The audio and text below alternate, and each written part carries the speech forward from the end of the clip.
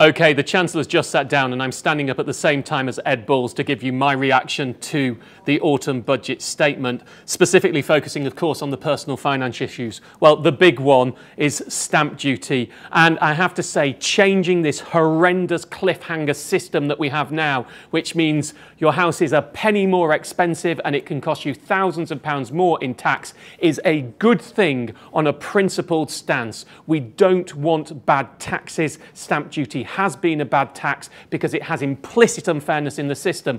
I've been writing and campaigning for years to get rid of that. I'm glad to see the Chancellor is following what's already happened in Scotland to do this.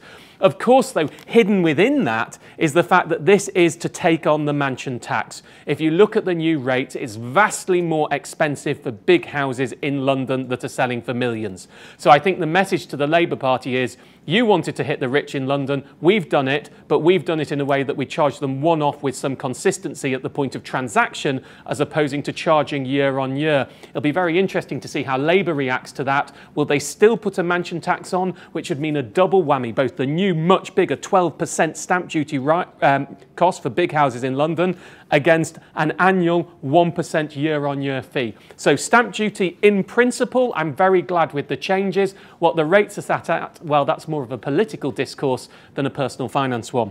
Air passenger duty, well, this is the big giveaway to middle-class families in Britain. If you want to take your kids away, long haul, where it'll especially have a hit, you'll no longer have to pay air duty for your children, which means summer holidays to Orlando will be cheaper. After 2016, it won't just apply to economy flights, it's also going to apply to all flights. So a nice little sop there, not that big a deal, but it's one that people, well, those who can afford to go on overseas holidays away anyway, will like. ISAs, another one I've been campaigning for, so I'm quite glad about. When you have an ISA, if you die and you leave it to your spouse, suddenly it has to be moved out of an ISA or you're going to pay tax on the ISA money. That's changing. If you pass your money to your spouse or civil partner, it will remain a tax-free ISA, so they can have your ISA allowance. Still checking at the moment what happens if you pass it on to your children. I presume the fact that wasn't specifically mentioned means they're still going to have the difficulties they have now. But I hope somewhere in the small print, and I will be checking this, what we're going to see is we're going to see that there is a better system for transferring ISAs across, so they can stay within ISAs even if they're taxed, but maybe there's a window, even just a short window, to give people some room for some choice in that. I'm hopeful on that, but I'm not betting on it. I should have mentioned on stamp duty, by the way, of course, that plotting out the graph of who's going to pay more, it's pretty similar. There's slight variances up to around £200,000, £300,000, £400,000. After that, the new rates are much higher, but for most people, while the system's fairer, it won't have that big an impact on exactly what you do pay. Although if the lower you are in each margin, old threshold, so nearer £125,000, nearer £250,000, the better off you will be. Moving on, postgrads are to get student loans. I was very interested in this one.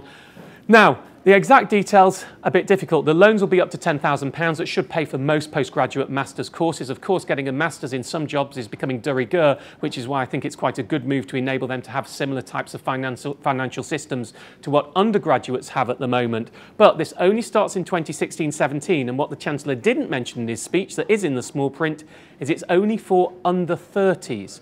Now, real interest will be charged. It is not going to be interest-free. The exact system hasn't been announced. There will be a consultation on it. My suspicion is it will work in a very similar way to undergraduate loans, in which you repay only once you're earning enough after you leave. Under the current system, it's 9% of everything you earn above £21,000. And the final one, of course, the personal allowance. It hasn't changed that much from what we expected. It was going to be £10,500 next April.